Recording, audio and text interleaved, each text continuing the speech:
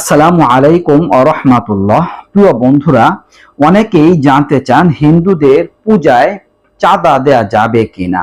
অনেকেই প্রশ্ন করেছেন যে আমার এক ক্লাস ফ্রেন্ড আছে হিন্দু, তার সাথে আমার ভালো বন্ধুত্ব, আমার টাকা পয়সা আছে, তো সেই হিন্দু বন্ধু আমার কাছে টাকা চান তাদের পূজার জন্য, তো আমি কি দিতে পারবো কিনা, কোনো সমস্যা আছে কিনা, ইসলামিক দৃষ্টিভঙ্গি কি। দর্শক, পূজায় চাঁদা দেয়া সম্পর্কে ইসলামের নিয়ম হচ্ছে কোনো মুসলমান সেখানে কোনো টাকা দিতে পারবে না, চাঁদা হিসেবে দিতে পারবে না, নাজায়েজ এবং হারাম।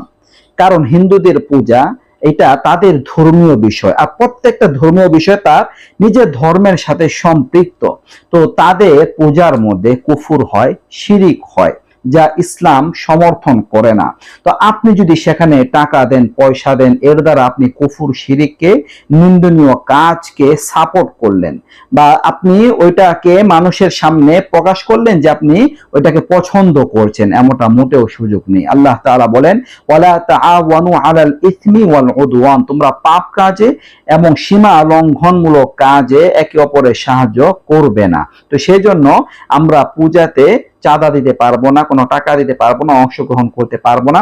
এর থেকে আমাদের বেঁচে থাকতে হবে। হ্যাঁ, কোনো যদি আর্থিক লেনদেন করি, বেচা কেনা করি, সেক্ষেত্রে কোনো সমস্যা নেই।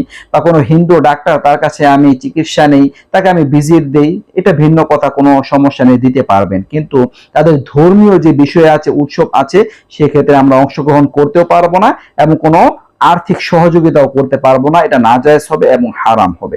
আশা করি বুঝতে পারছেন মাসআলাটা। নিত্য নতুন আরো ভিডিও পেতে সবাই পাশে থাকবেন। এই পর্যন্তই।